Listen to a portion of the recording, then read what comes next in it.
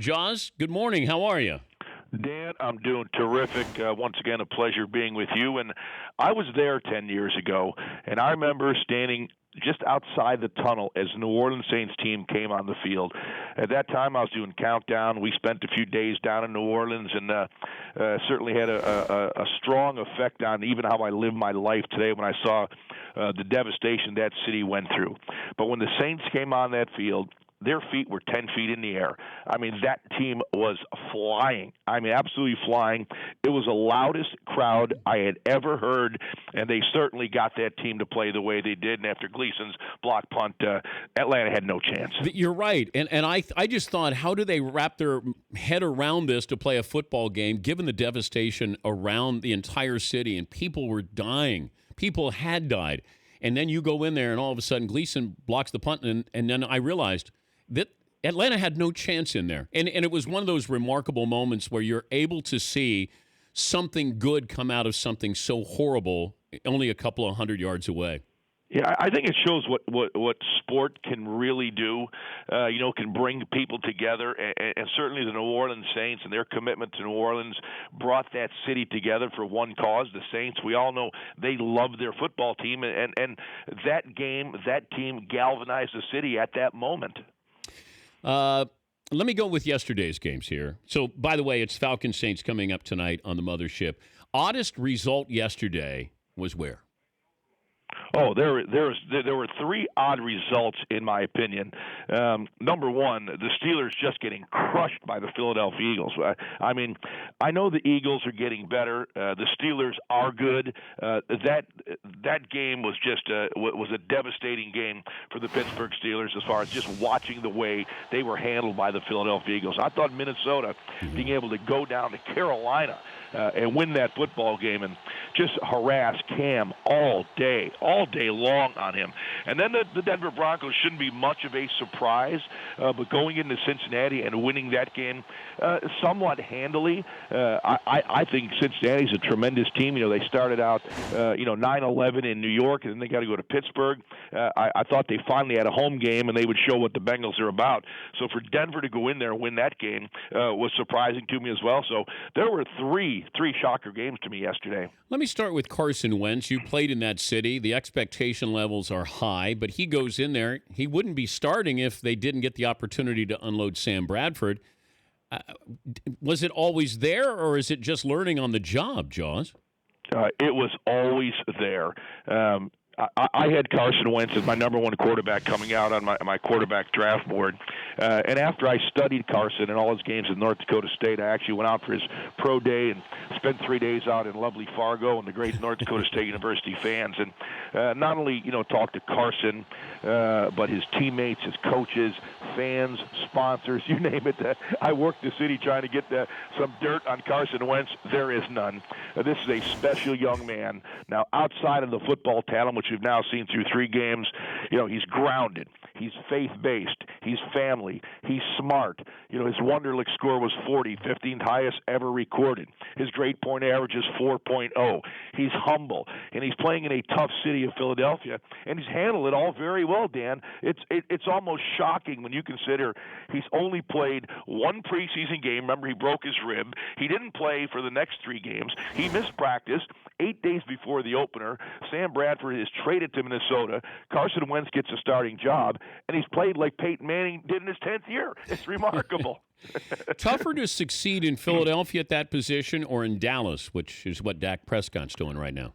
Hey, by the way, Dak Prescott is playing phenomenal football as well. I'm just so blown away to see these 2 young quarterbacks as rookies to start opening day and play as well as they are. This is supposed to be hard.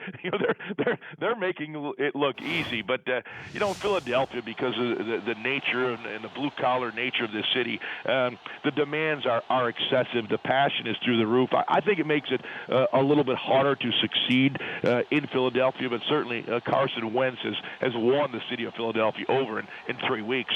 He's Ron Jaworski from the mothership tonight. Falcons Saints Monday Night Football. Are the Broncos in better shape at the quarterbacking position this year than last year? It's funny. I just stepped in my office, NFL Films, about a half hour ago, and I started looking at that Denver tape and got some Trevor Siemian tape, and this guy's the real deal. I thought coming into this season, there was very little fanfare about Trevor Siemian. It was Paxton Lynch was going to be the quarterback. It was Mark Sanchez who was going to keep the seat warm for Paxton Lynch. Trevor Siemian has been phenomenal. Yesterday, his ability to process information and make decisions was incredible. He throws the ball with velocity. His ball placement is very good. He has excellent accuracy. It's going to be hard to get this guy off the field right now. The Denver Broncos are a very good football team. That's a really good Cincinnati Bengal team they handled. I don't know if you know what this feeling is like, but Ryan Fitzpatrick throwing 6 interceptions. What's the most you ever had in a game? Oh, thanks, Dan. Well, it's not 6, right, Jaws?